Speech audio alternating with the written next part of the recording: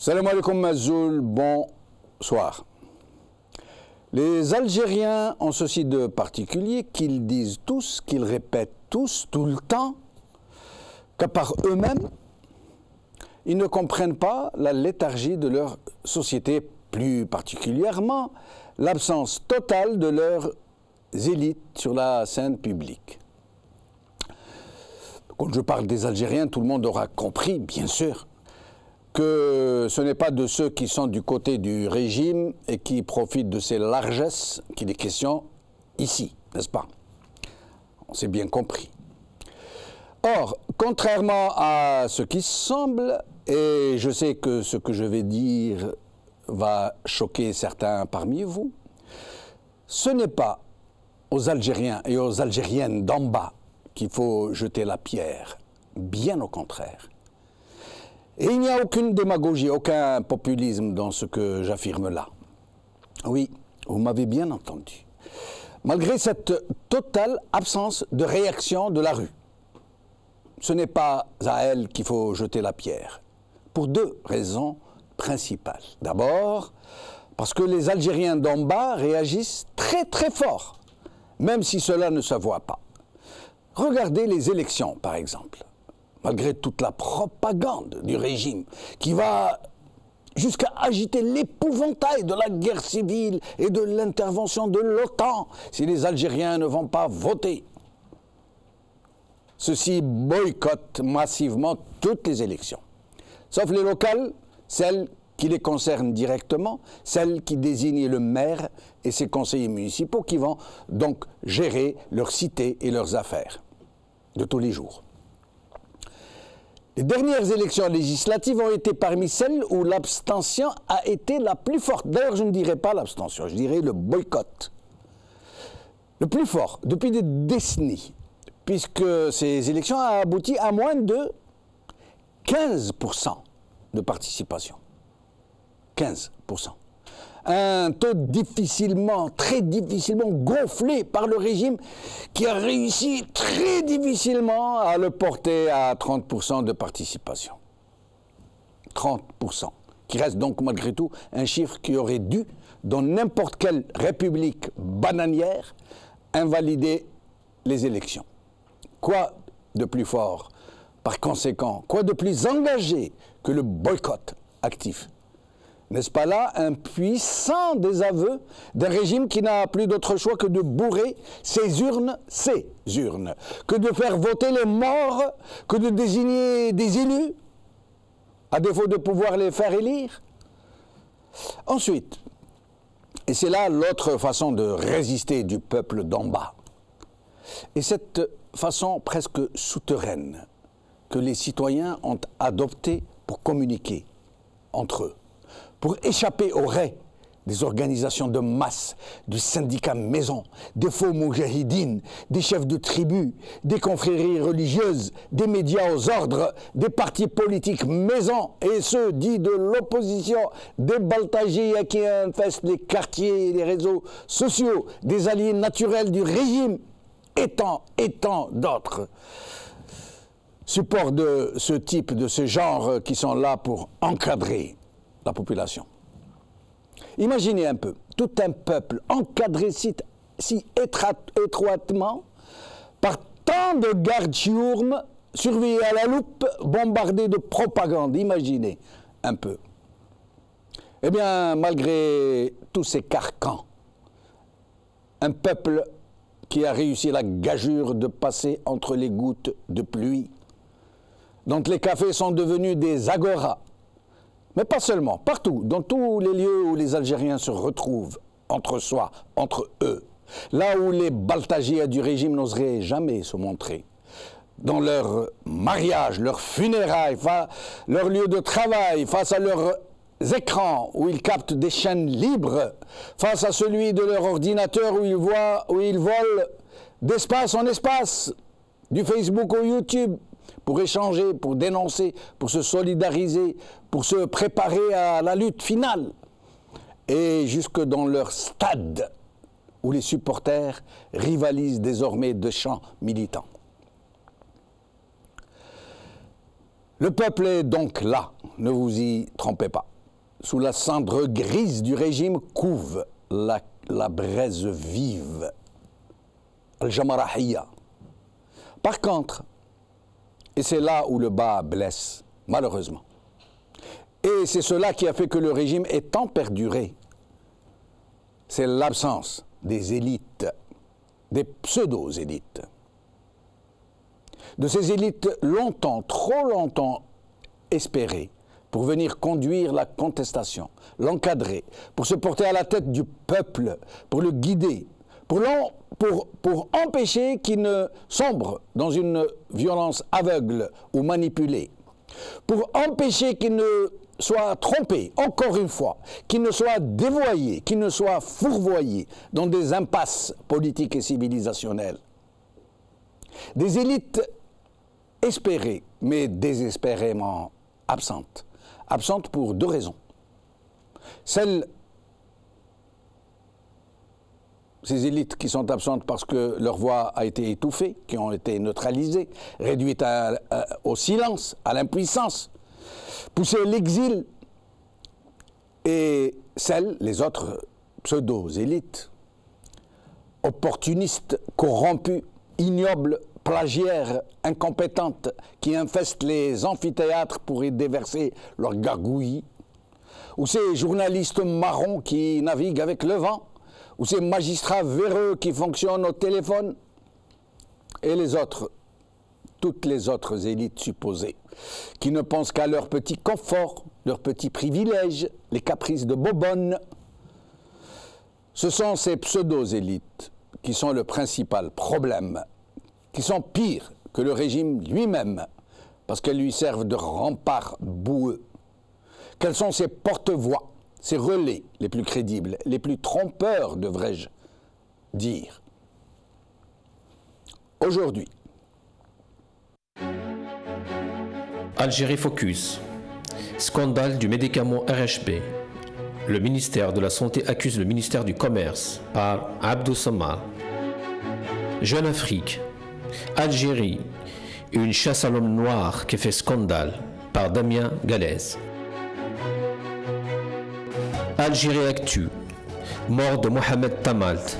Qui est responsable? Par la rédaction.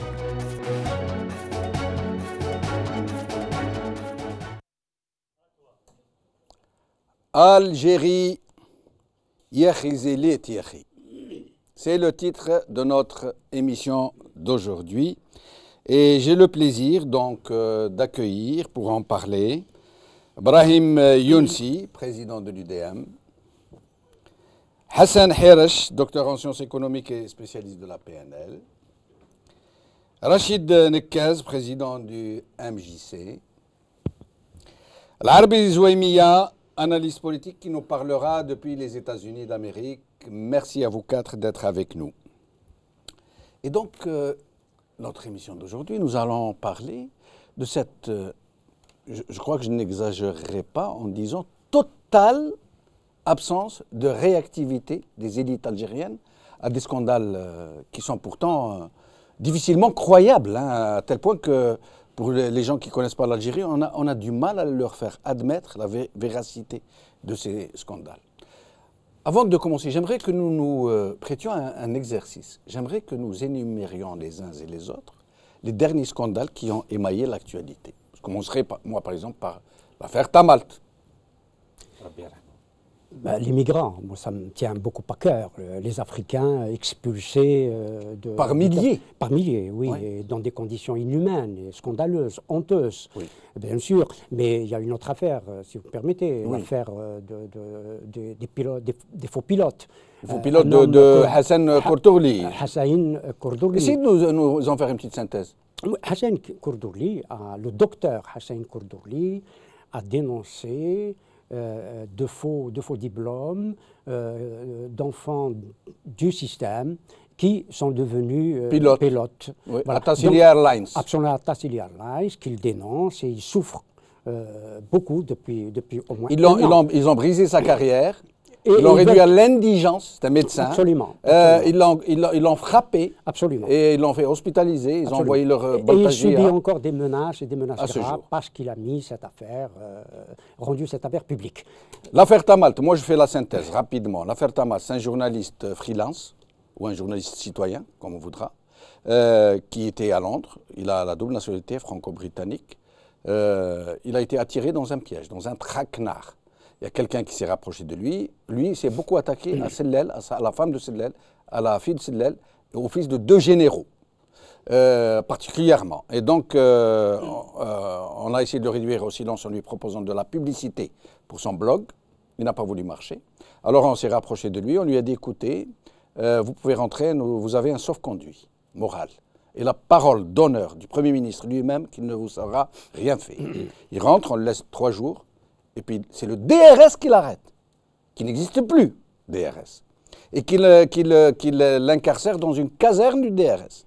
Puis le lendemain, une juge est sommée de le mettre en mandat de dépôt, sur une base qui n'existe pas. Il n'y a pas de base légale, puisque la dernière loi a abrogé toutes les dispositions antérieures, et il n'est plus possible d'emprisonner des journalistes en fonction de ce qu'ils disent. La pire sanction est une amende. Et donc, elle l'incarcère, elle s'appelle, moi à l'avenir je dirai le nom des juges. Je les dirai, je les rendrai publics pour que tous les Algériens les connaissent. Cette dame s'appelle Madame Helouane. Et il lui a dit, s'il m'arrive quelque chose, Madame, vous serez responsable de ce qui m'arrive. Il est mort aujourd'hui. Et le juge qui, après, l'a condamné à 2 ans de prison ferme sur une base qui n'existe pas, s'appelle Belkharchi. Omar ou Ammar Belkharchi. Et donc, une autre affaire, une autre synthèse? Oui, 2 scandales que je retiens, en plus évidemment de ceux qui ont été énumérés, celui des Mozabites. Les prisonniers qui sont en train de mourir en prison, il y a déjà 3 qui sont morts. Ils sont pour la plupart en grève de la faim.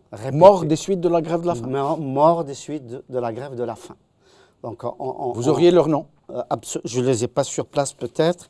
Oui, j'ai leur nom. Oui, vous nous les direz après. Oui, absolument, j'ai leur nom. Alors, sinon Kamel... j'ai leur nom. Kamel, le médecin... Je ne les ai pas en tête, oui, mais je les ai notés, absolument. D'accord. Donc, Kamel Belfkhar lui-même se trouve en danger de mort, nous dit-on. Le docteur Kamel Belfkhar est entre la vie et la mort. Oui. Du fait justement toujours de ces jugements iniques, de cette justice aux ordres dont vous parliez il y a un instant, et de ces juges, procureurs qui répondent au téléphone et qui ne prennent pas en considération les lois de la République qui sont violées quotidiennement par ceux-là même qui sont censés les défendre. Et donc on assiste aujourd'hui à la mort lente de 169 prisonniers mozabites. Et qui ont des et qui sont accusés de quoi? Qui sont accusés de quoi? Quand je dis mozabite, c'est algérien. Qui sont accusés de quoi? Qui sont accusés d'ordre public, d'atteinte à la sûreté de l'État et de tous les maux que l'on puisse avoir sur la planète, lors même que l'on sait que ce qui se passe dans le Mzab, c'est de l'ordre de l'injustice instaurée par l'État algérien depuis le régime de Boumedienne, où on a essayé par tous les moyens... Je rappelle quelque chose de très injuste, d'absolument révoltant, que le rite ibadite, l'un des rites les plus vieux de l'histoire musulmane, et les plus paisibles, n'est pas reconnu par l'État algérien. N'est pas reconnu, effectivement. Et l'autre... Le second scandale, oui, c'est la liste des postes interdits aux Algériens binationaux, trinationaux, etc.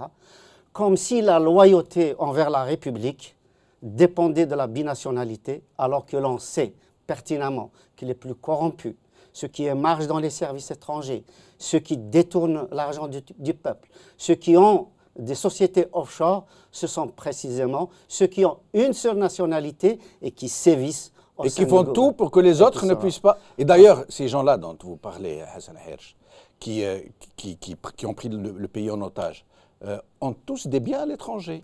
Et leurs enfants sont tous installés à l'étranger. Le club des pains aujourd'hui, on nous dit qu'il est vide. Il n'y a plus personne au club des pains que les domestiques. Alors, dans la plupart des cas. Qu'est-ce qu'on peut dire aux enfants de migrants, de ceux qui sont venus ici pour des raisons historiques, économiques, sociologiques que l'on connaît. Qui ont été les premiers financiers du FLN. Absolument. Le premier absolument, financier du FLN. Le poumon financier de la révolution algérienne. Absolument. Et dont les enfants, aujourd'hui, sont des citoyens de seconde zone. Donc, où on crée la suspicion envers eux. Ils sont exclus, marginalisés, et on les accuse de non-loyauté à leur pays d'origine, alors même que l'on sait que leur seule aspiration, c'est de pouvoir y retourner et contribuer à son développement. Hassan Bourras. Qui veut faire la synthèse de Hassan Bourras? Hassan Bourras est journaliste qui vient d'être condamné à 1 an de prison, illégalement, arbitrairement. Après que Yahya ait dit quoi de lui? Il fait la télévision de l'Ado. Oui, bon, c'est-à-dire le Maghrébia. Oui. Bon, voilà.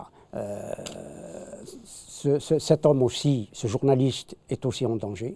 Oui. Parce qu'il a déjà... Il est en grève de la faim. Voilà. Il avait déjà entamé... Qu'est-ce qu'il a dit la grève de la faim? Qu'il meurt. Il dit grève de la faim, la roho. Qu'il meurt. Voilà. C'est ce que ça veut dire, qu'il meurt. Bon, oui, on qu'il a crève. Le cas de Tama, ou qu'il crève. Bon, voilà globalement le... Et les syndicalistes et les chômeurs qui ont été jetés en prison? Je veux juste saluer ici mon ami Hassan Hiresh, un très très vieux militant de l'opposition. Et puis, je confirme l'information qu'il vient de donner sur les 3 compatriotes du MZAB qui sont morts, effectivement, qui sont morts à la suite d'une grève de la faim. Et une mort passée sous silence. Mais une mort passée sous silence. Bon, les réseaux sociaux en parlent un petit peu. Les réseaux sociaux en parlent peu, mais la presse nationale, la presse officielle n'en parle pas. D'autres scandales à signaler? Ça veut dire pourquoi on est en train de faire un petit tour d'horizon sur les scandales? Pour montrer que dans ce pays, il y a des scandales à l'appel, et encore à l'appel, je veux dire l'appel américain, mais que personne ne réagit. Mais je veux que les gens se rendent compte combien il y a de scandales. Je vous en prie. Vous savez, moi je m'intéresse beaucoup à la corruption des responsables politiques algériens. يعني الفساد تاع المسؤولين السياسيين الجزائريين اللي يهضروا يعني يبينوا قدام الشعب الجزائري بلي عندهم الروح الوطنيه، ولكن كي نشوفوا واش راهم يديروا مع الدرهم تاع الغاز وتاع البترول، رانا نشوفوا بلي راهم يخونوا الدرهم تاع الغاز وراهم يشروا به الديار السكنه هنايا في باريس. باغ اكزومبل سلال il a acheté un appartement pour sa fille 15 milliards de centimes، 15 مليار سنتيم هنايا في الشانزليزيه. بوشوارب عنده بيت هنايا في باريس دونك امام نوتردام الرمز تاع المسيحيين 54 مليار سنتيم. Donc on voit bien que le problème numéro 1 d'après moi في هذه الأزمة المالية رانا فيها في الجزائر هو المشكل تاع الفساد تاع المسؤولين السياسيين. Donc je crois qu'il faut révéler au peuple algérien les biens que possèdent les responsables politiques algériens ici en France avec la protection de la France. لازم الشعب الجزائري يفهم باللي الحكومة الفرنسية راهي تحمي في هذو المسؤولين السياسيين، وهذه لازم ما نقبلوهاش والشعب الجزائري ما يقبلهاش. راكم عارفين باللي مع القانون المالية تاع 2017 شكرة الحلي بتولي 5000. Quand on voit par exemple qu'il y a un château كان واحد القصر اللي الحكومة الجزائرية شرته في الوقت سي أحمد ويحيى اللي هضرتوا عليه الساعة. اليوم هذا الكسر يسوى 900 مليار سنتيم، يسكن فيه إنسان برك واحد. Comment on peut accepter qu'avec la crise financière, l'État algérien puisse garder un château qui coûte 900 milliards de centimes? Donc il faut le vendre urgemment. Et je suis prêt à m'engager devant le peuple algérien بلي نشري الدار هذا السفير تاعنا باهي يرقد فيها. Et لازم, je vous le dis très sérieusement, écoutez, voilà, je veux qu'on vende ce château. لازم يبيعوا هذاك الكسر تاع 900 مليار سنتيم اللي راه في سويسرا، وعلى بالكم بلي لونتروتيان تاعو سي مينيموم. C'est une résidence de la présidence. Il dort dessus, il squatte un peu, parce qu'en fait, elle a été achetée pour Bouteflika. Et c'est une vieille histoire, parce que ce château est un château historique qui fait partie du patrimoine suisse. C'était Voltaire, le philosophe Voltaire. Voltaire. Voilà, il a été la résidence l'hôtel particulier de M. Voltaire. Absolument. Mais à vrai dire, il a acheté en 2008 بيديروا علاقات مع إسرائيل، وهذا السي حميد ويحيى اللي راه يقسم الشعب الجزائري على زوج مع هذا التعديل الدستور تاع 2016 هو عنده المسؤولية تاع علاقات مع إسرائيل، هو اللي سيف السفير تاعنا اسمه دريس الجزائري في 2008 باه يدير علاقات مع اسرائيل. هذا الانسان راه يهضر في قنوات جزائريين وراه يقول باللي حنايا نعاونوا فلسطين وحنايا رانا يعني الجزائر عندها السياسه تاعها وحدها. Et nous allons demander à l'Arabie Zouemia qui est avec nous. Merci l'Arabie Zouemia d'être avec nous. Alors, est-ce que vous pourriez nous citer quelques scandales avant qu'on entre dans le vif du sujet? أمس الخير أزول فلاك سي جمال. أمس الخير.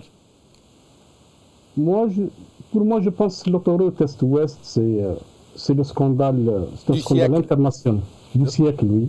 Parce que tout simplement, si vous comparez le coût d'un kilomètre en Honduras, un projet de 178 km qui a coûté 450 millions de dollars, donc c'est presque 5 millions de dollars. Et puis, si vous essayez de faire un calcul par rapport au cas algérien, et ben vous allez trouver un kilomètre qui coûte presque 32 millions de dollars. Donc on est parti d'un... Vous m'entendez? Est-ce que oui, on vous entend très bien. On vous entend très Donc bien. On est parti d'un financement, d'un projet de financement, c'est-à-dire à partir de montants qui provenaient d'une compagnie à l'étranger, qui voulait prendre en charge, en gestion, une autoroute pendant 30 ans et de greffer à peu près sur la bourse une partie du montant à peu près. Mais non, c'était 6 milliards et demi. Maintenant, nous sommes presque exactement actuellement, on est presque à 15 milliards et demi, 16 milliards à peu près pour une autoroute qui n'est pas encore achevée. Voilà, c'est vraiment unique. D'autres scandales comme ceux de Chakib Khalil, les Bjaoui, je ne dis pas Bjaoui, hein, les Bjaoui et consorts et les autres affaires et Khalifa dont l'affaire a été étouffée et son attraque 1 et son attraque 2 et les autres scandales innombrables. Et donc nous allons maintenant arriver au vif du sujet. Nous allons parler, essayer de comprendre pourquoi cette absence de réaction de la société civile. Et j'aimerais que vous parliez à bâton rompu, que vous interrompiez les uns les autres et que l'Arabie Zouemia n'hésite pas lui aussi à interférer de temps en temps, même s'il n'est pas avec nous ici sur le plateau. Je vous en prie. D'abord, j'aimerais rajouter quand même un scandale, oui. Parce que Rachid est ici présent avec nous. Expulser un patriote comme lui, qui a la nationalité algérienne, l'a montré son passeport dans les médias, etc., c'est un scandale énorme. Je veux dire, au-delà des scandales dont on a parlé, financiers, des détournements, mais là, c'est un scandale politique. Un scandale moral, ce n'est jamais arrivé dans l'histoire. Et c'est tellement incroyable que beaucoup de gens n'y croient pas. Vous savez, Rachid Nkaz, que beaucoup de gens n'y croient pas. Ils disent c'est du cinéma. Inadmissible. Oui. C'est totalement inadmissible qu'un Algérien soit expulsé vers un pays étranger. Oui. Ça, c'est jamais dans l'histoire du monde. Et je trouve, franchement, qu'on a franchi une fois de plus un palier supplémentaire, un Rubicon supplémentaire, et que les Algériens ne peuvent plus tolérer ce genre de comportement de voyous, ce genre de comportement inadmissible. Je veux dire, est-ce que nous sommes en présence d'un État? Est-ce que nous sommes en présence d'institutions? Ou est-ce que nous sommes véritablement en présence d'une mafia qui possède un État? Je veux dire, l'Algérien est appelé quand même à se poser ce genre de questions. Quand on arrête en Kabylie des petits jeunes qui font, parce qu'ils organisent une conférence, qu'elle soit politique, culturelle, scientifique, quand on arrête injustement les gens du MAC, je ne suis pas du MAC, mais ils ont tout à fait le droit d'émettre leurs opinions, de proposer un projet politique à l'Algérie et de le soumettre. Et qu'on les arrête quotidiennement, qui sont victimes de vexations, d'humiliations, d'arrestations, de bastonnades. C'est quoi ça? Est-ce que finalement le sang versé par les Algériens pour que ce pays soit indépendant, est-ce que finalement ce sang-là, il est versé pour que ça se retourne contre nous. Parce que nous sommes en train d'assister à ça. Bon, c'est vrai que le vif des sujets, c'est de savoir qu'est-ce qui fait que les élites sont tétanisées. Qu'elles soient... Seulement tétanisées. Moi, tout à l'heure, dans mon édito, j'ai dit qu'il y a les élites qui ont été tétanisées, neutralisées, poussées à l'exil, poussées au silence. Mais il y a aussi les élites qui ont été corrompues, qui sont au râtelier aujourd'hui, qui se gavent. Il ne faut pas les oublier. Et je crois que s'il y a un vrai problème en Algérie, ce n'est pas celui du régime, c'est celui-là, de ces élites complices, de ces élites de connivence. Tout à fait. Mais personnellement, je ne dirais pas que ce n'est pas la faute du régime. Je crois que le régime a la première responsabilité. Il est évident qu'effectivement, il n'y a pas qu'une élite en Algérie, il y a des élites. Oui. Et parmi ces élites, il y en a ceux qui, effectivement, jouent le jeu du pouvoir.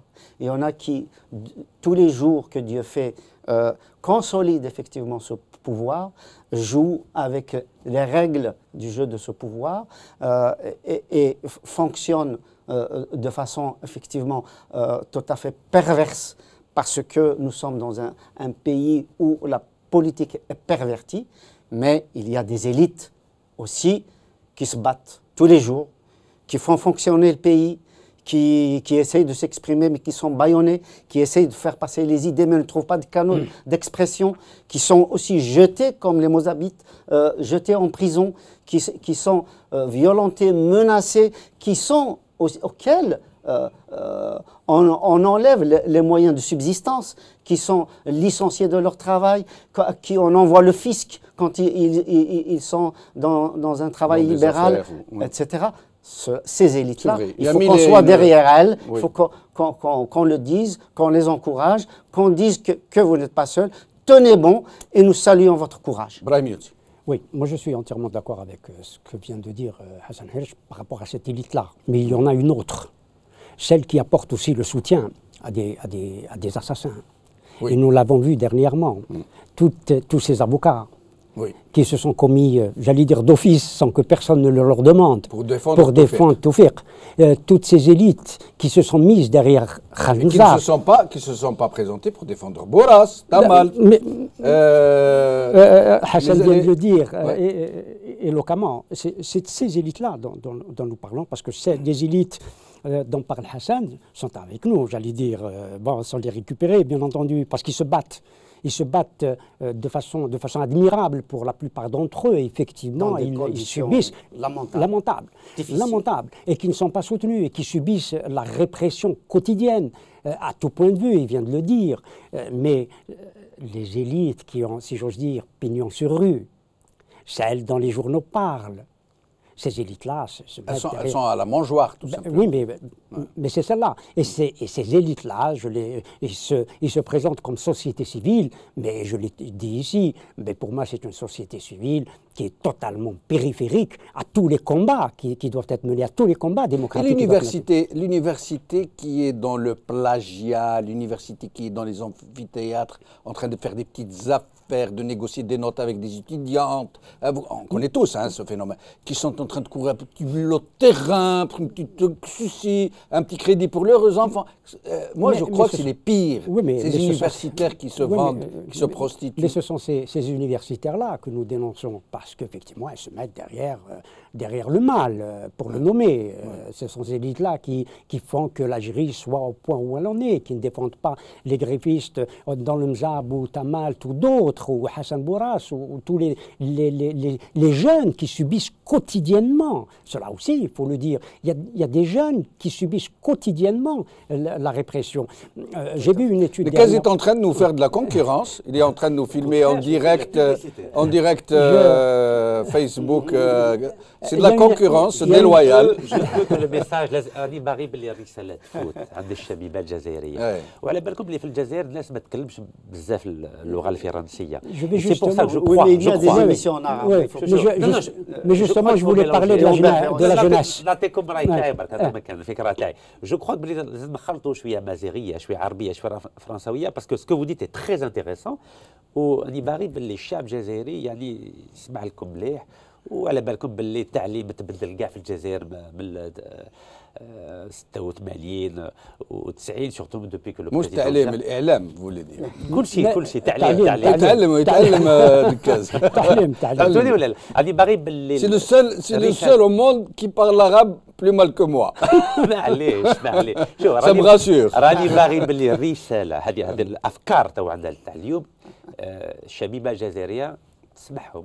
Et comme ça, quand le message va passer, je crois qu'on peut espérer une mobilisation, Inch'Allah. Donc ce n'est pas de la concurrence, au contraire, je veux que le message qui est ici, autour de cette table, puisse passer davantage. Avant d'être interrompu, j'ai vu dernièrement une étude qui me semble tout à fait correcte, où il est dit dans cette étude, parlant bien entendu des statistiques, et c'est des statistiques sérieuses, que 25% de la jeunesse algérienne aspire à quitter le pays. Oh, plus que ça. Oui, bon, je parle simplement du taux. L'Algérie est devenue une vaste salle d'attente. Absolument, absolument. Simplement, je prends le taux, le chiffre donné par cette. Quand on multiplie 25% par 40 millions, comptez, c'est plus de 5 millions, 6 millions d'Algériens. 25%, ce sont les Algériens qui font la démarche de partir. Oui, oui. Parce que ceux qui veulent partir, c'est beaucoup plus que ça, malheureusement. Oui.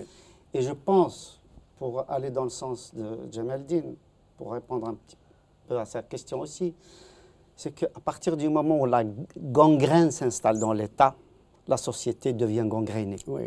Et c'est pour ça qu'effectivement, à tous les niveaux de la société. Ou alors l'inverse peut-être. Quand une société est gangrénée, elle ne peut générer que des dirigeants gangrénés. Très honnêtement, oui, si je prends un point de départ qui est l'indépendance de l'Algérie en 1962, l'Algérie, la société algérienne était prête à tout. Tout à fait. L'enthousiasme, la volonté de travailler, la volonté d'édifier un pays, de créer une société démocratique. Tout à fait. Paf, le coup près, le coup d'État, Boumediene Bembella, qui viennent... Et c'est le fleuve détourné, comme a dit Rachid Mimouni. Absolument. L'Arabie Zouémia. L'Arabie Zouémia, à qui nous n'avons pas donné suffisamment de temps. L'Arabie Zouémia, avant de vous laisser vous exprimer, j'aimerais vous faire entendre, parce que si les élites sont silencieuses, le peuple d'en bas, comme on dit, parce qu'il y a les gens d'en bas et les si hauts, si flan, si haut. Et donc les gens d'en bas, ils ont leur manière de faire de la résistance. Ils ne votent pas d'abord, massivement, et ils parlent de la politique dans les cafés, dans leurs mariages, dans leurs funérailles, dans leurs rencontres. Et surtout ces derniers temps, vous allez voir où. Regardez, dans les stades.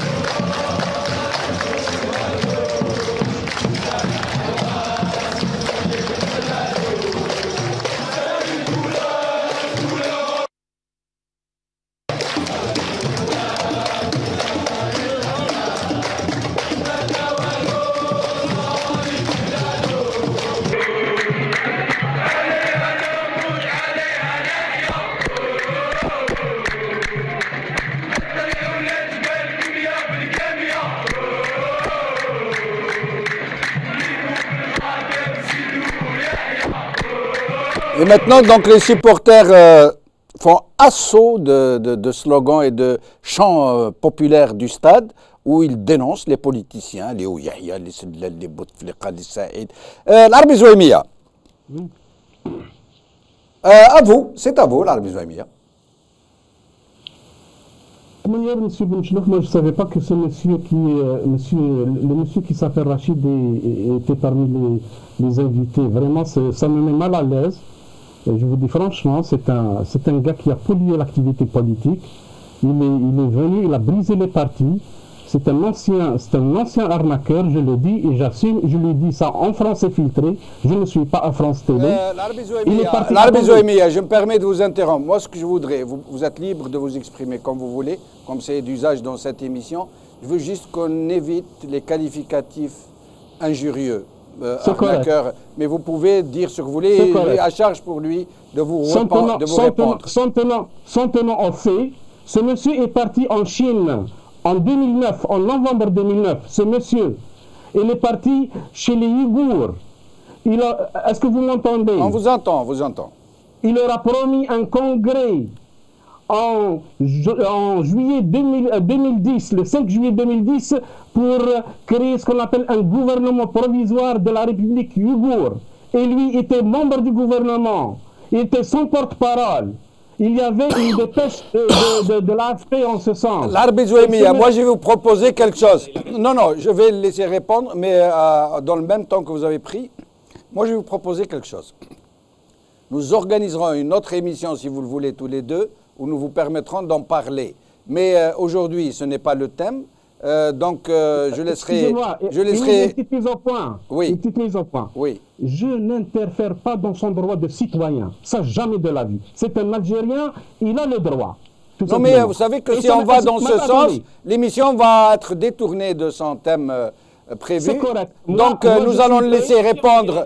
Je confirme. Non. Oui, je défendrai toujours les musulmans. Vous avez 2 minutes à peu près pour répondre, le même temps qu'il a. Allez-y, répondez.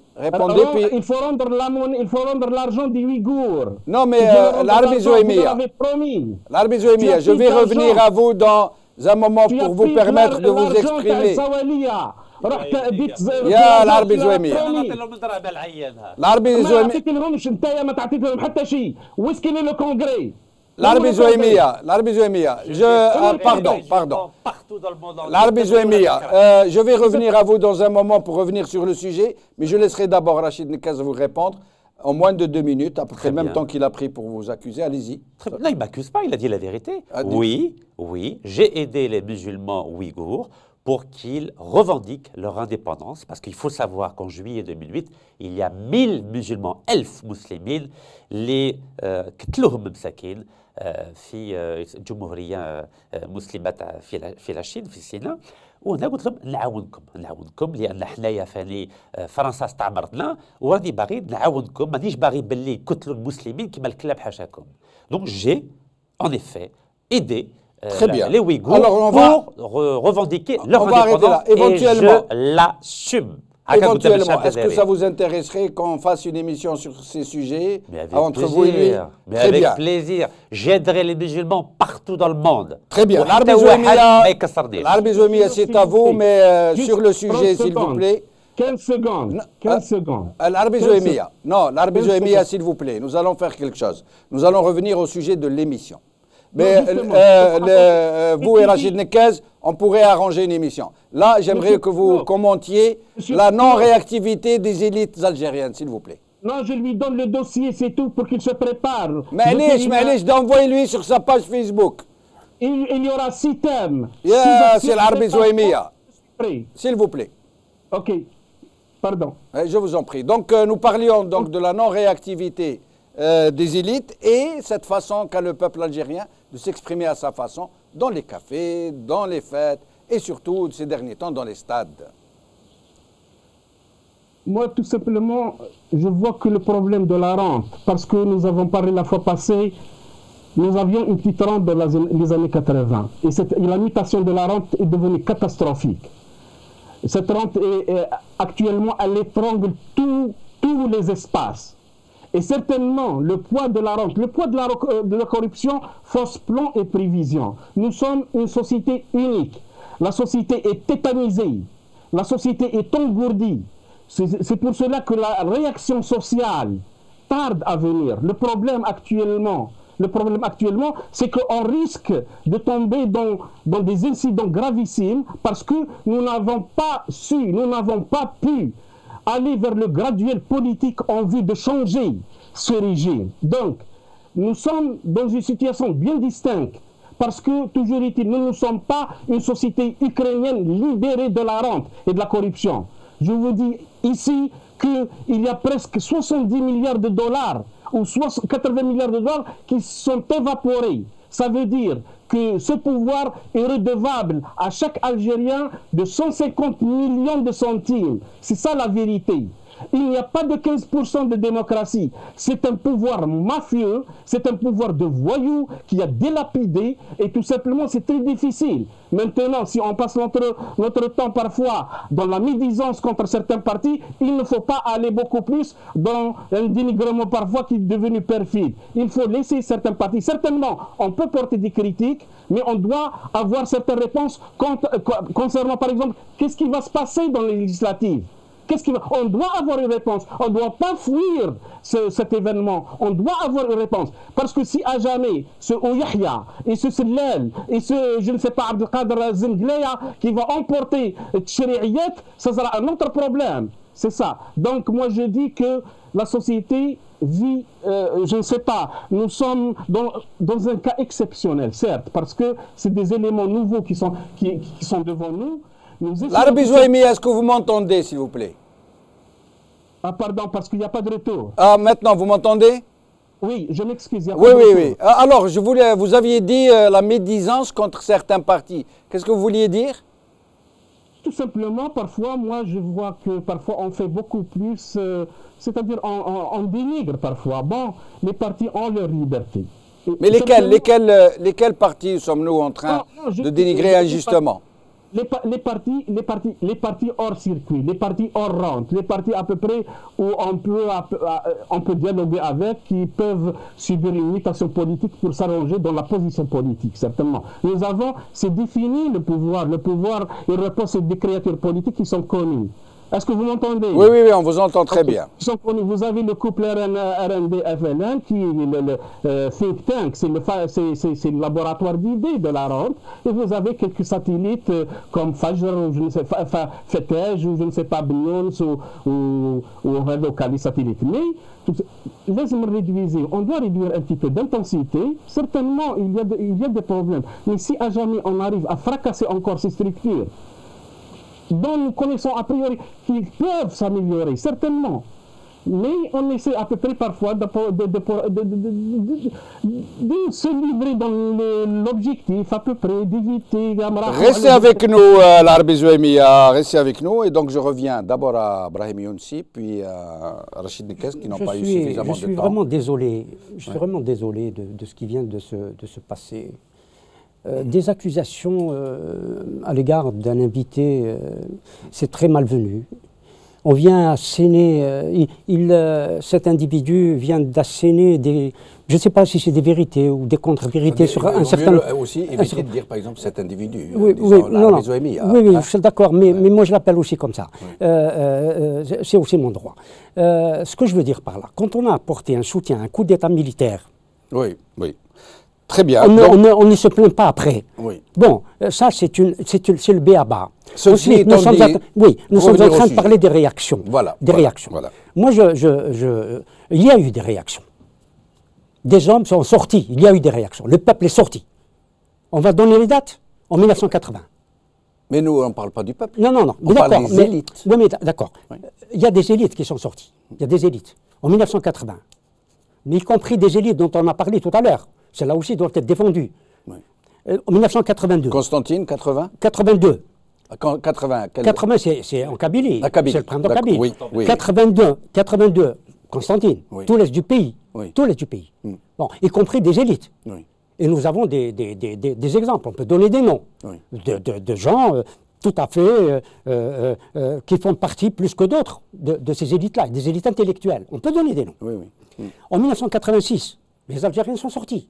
Avant 86-85, la Ligue algérienne... Absolument. 24 qui sont passés devant la Cour de sûreté de l'État et qui étaient menacés par la peine de mort. Et sans l'intervention de nous, justement, ici, dans l'immigration, si on n'avait pas envoyé des avocats, si on n'avait pas alerté la presse internationale, si on n'avait pas averti les associations internationales, les 24 détenus devant la Cour de sûreté de l'État, en 80 et en 85, il serait passé aux armes. Oui, ben les fondateurs, très bien, absolument, Brahim. absolument. Nous étions ensemble, 85, mais 85, mon parti, Avec les militants du MDA. Maître Ali Yahya Abdellah. Absolument, les militants du MDA. Hein? Pour que les jeunes ne connaissent pas Bon. de la Hein? Le MDA, le Mouvement pour la démocratie en Oui. Algérie, que président Ahmed Membela, l'OST, Tout à fait. les trotskistes, bon, qui avaient été arrêtés. C'était MCP. absolument. Et pourquoi le désert maintenant? Pourquoi il n'y a plus rien? 1988, c'est passé ce qui s'est passé, il y avait des élites. 1992, c'est exactement la même chose. Je veux dire qu'il y a toujours eu des réactions. Alors on peut 2001, parler de certains... plus de- 2001, absolument. 2001, Absolument, il ne faut pas 2001. oublier que de 2001 Absolument, à 2004, absolument. les Arches en Kabylie oui. ont fait bouger le pays. Sont trop de Ils ont morts en fait, 2000, il faut le dire. ils ont fait Allah plier yarhamah. même le gouvernement de Ouihia. Et c'est parce que justement la parole de l'État n'est pas respectée que les accords qui ont été signés avec les représentants des Arches et le gouvernement n'ont pas été respectés. Sinon, effectivement, le mouvement des Arches a mené la société algérienne vers une émancipation, vers des acquis au niveau démocratique, vers des acquis au niveau de l'expression. Et malheureusement, on assiste encore une fois à la violation des accords qui ont été signés par le Premier ministre de l'époque. Alors, je tiens à dire, parce que vous savez, il ne faut pas désespérer de la situation en Algérie. شفتوا واش صرا في تيزي وزو ما شاء الله ils ont fait une grève générale في بدلة في بجاية. Donc je crois qu'il y a de l'espoir aujourd'hui en Algérie. On a une société civile qui est en train de s'organiser. يعني الجزائريين مازال كان الامل في الجزائر. Il y a encore, comme on dit, ilham, il y a de l'espérance. Et je tiens à dire bravo. Bravo et merci. Jazairi, تاع تيزي وزو, تاع بدلة, تاع بجاية. J'espère. Hier à Tkout, il y a eu une grosse grève à Tkout. Et d'ailleurs, Tkout qui est en train de devenir, c'est un petit chef-lieu, petite daïra au cœur des Aurès, qui se distingue de plus en plus dans la contestation. الحمد لله تاع الشاويه وما تنساوش عين صالح عين سكان عين صالح exactement. ورقله Merci de l'avoir rappelé. bien Merci sûr de l'avoir Les rappelé. chômeurs, C'est les très chômeurs. Oui, oui, oui. Voilà. La contestation de Ain Saleh qui a été fabuleuse, Voilà. et qui Silbia, Haja Silbia. Tout à fait, n'a tout à pas, fait. n'a pas bénéficié de la solidarité générale. malheureusement.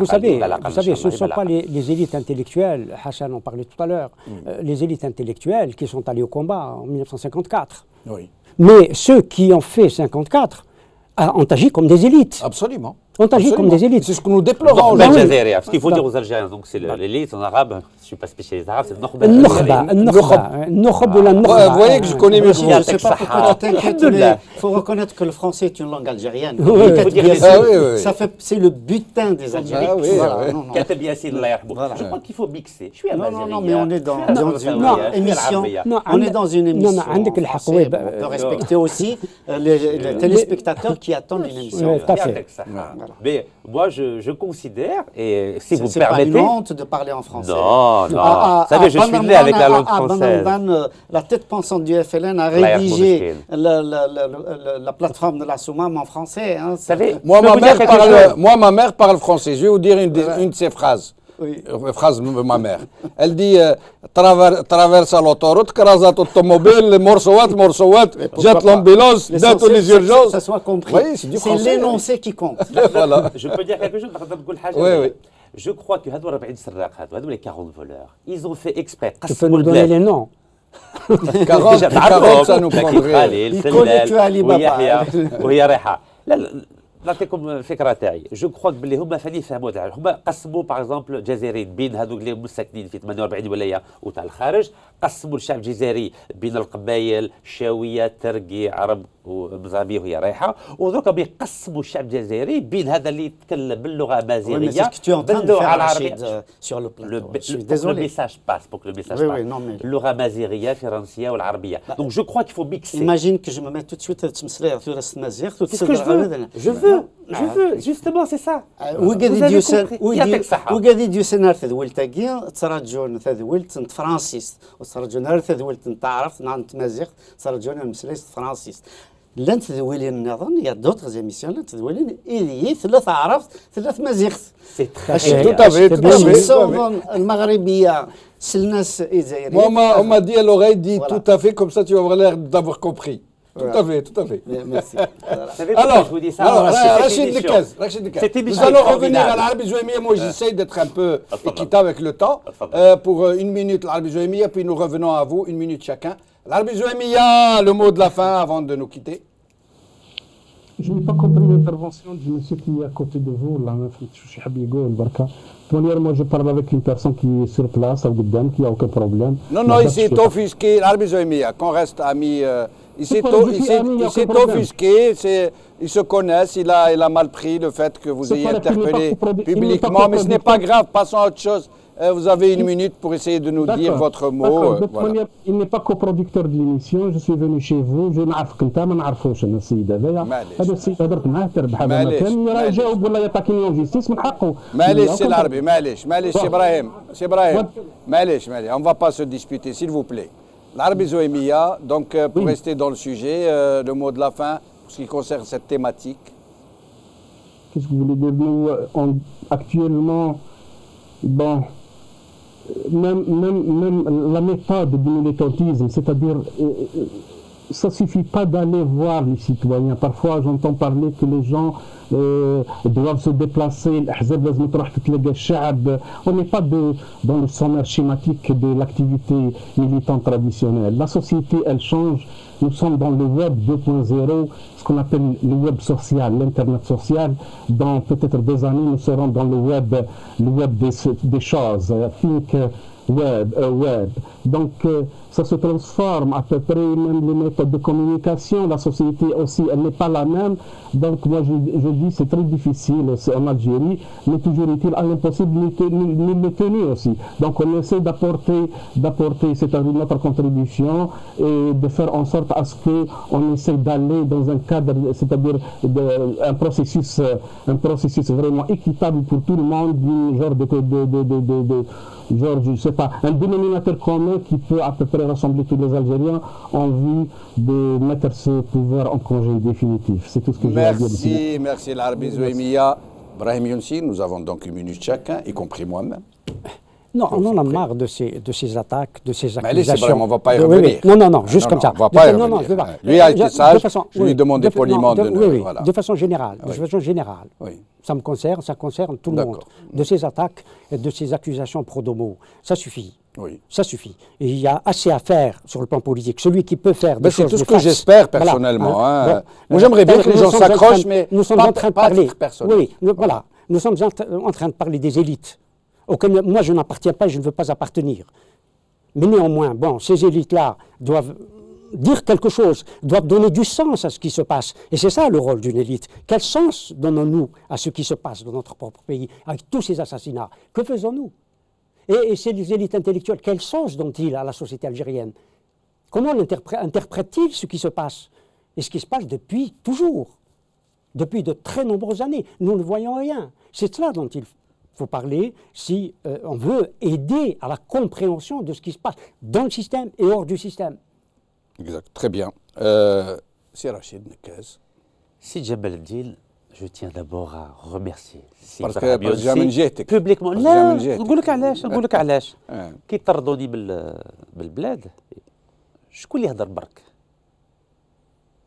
كان حزب واحد برك l'UDM تاع سي إبراهيم يونسي. C'est le seul qui publiquement a condamné cette expulsion dont j'ai été victime le 8 décembre dernier. كاين واحد برك. Et vous persistez à dire que c'est une expulsion. Vous avez bel et bien été expulsé. يا سي جمال الدين واحد اللي قبضوا 50 شرطي من الاوتوغوت في الاوتوغوت كنت 15 كيلو على الجزائر العاصمه 50 واحد 8 ونص تاع الصباح قبضوني بصح بالطريقه فريمون بكل احترام avec beaucoup de respect قالوا لي سمح لي يا سي رشيد عندنا التعليمات باه نوصلوك تو تشويت المطار وتقبض الطياره. Comment ça s'appelle ça? D'accord. Alors, l'absence de réactivité des élites, en peu de mots, comment vous pourriez l'expliquer et comment mettre fin à ces attitudes très négatives, très productives, j'allais dire, de vacances générales, quoi. Je crois que رب السلمين ومكتفين. Moi, je leur en veux pas. على بالكم واحد كيعيش في البلاد يعرفوا كي يقبضوه مع لي زامبو الدراهم مع العداله يديروا له العفسه تاع في العداله الجزائريه.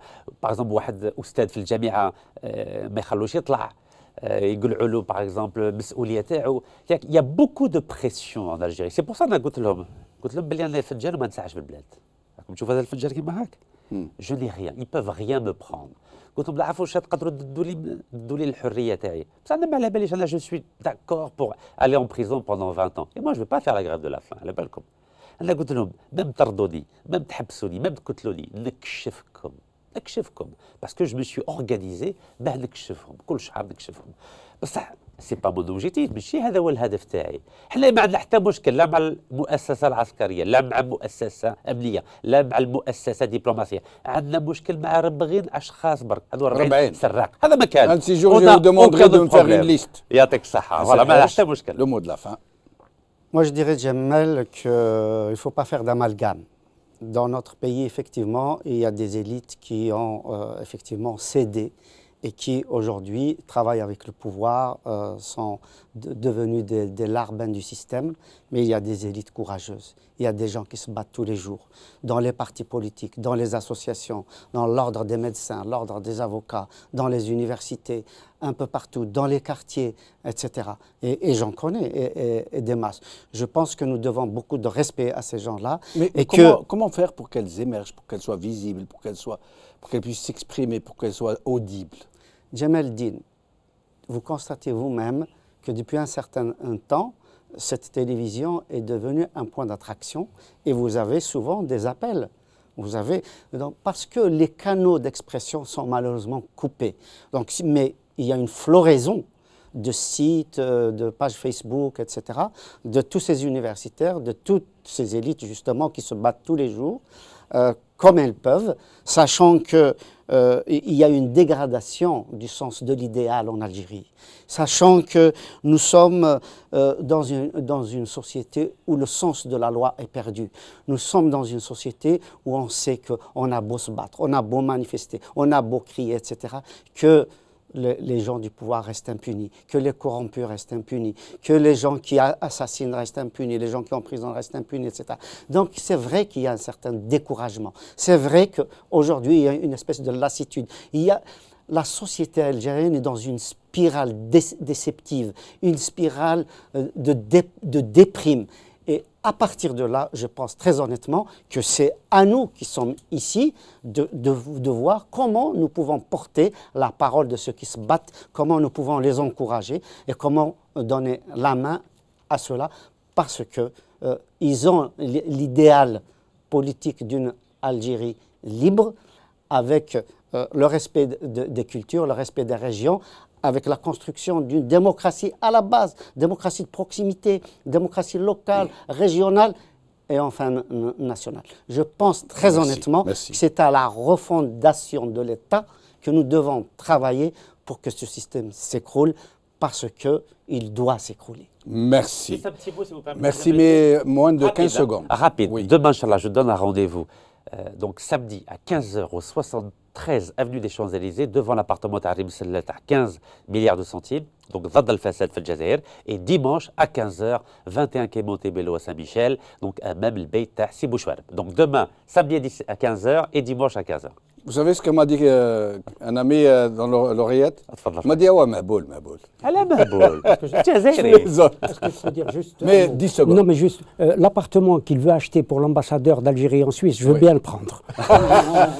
Alors, moi je vais dire un dernier mot. Je veux dire à tous ceux dont parlait Hassan Hirsch à un instant, qui sont là, qui ont encore l'idéal en bandoulière et qui veulent en démordre et qui cherchent des espaces d'expression pour porter leur message, pour dire leur amour et leur engagement, non seulement pour l'Algérie, pour tout le Maghreb, pour toute l'humanité souffrante, je leur dis marhaba bikum fil magharibiya, quelle que soit leur langue d'expression, tamazight, arabiya, qbayliya, shawiya, fransawiya ou la javaniya, marhaba bikum. Merci beaucoup. Merci.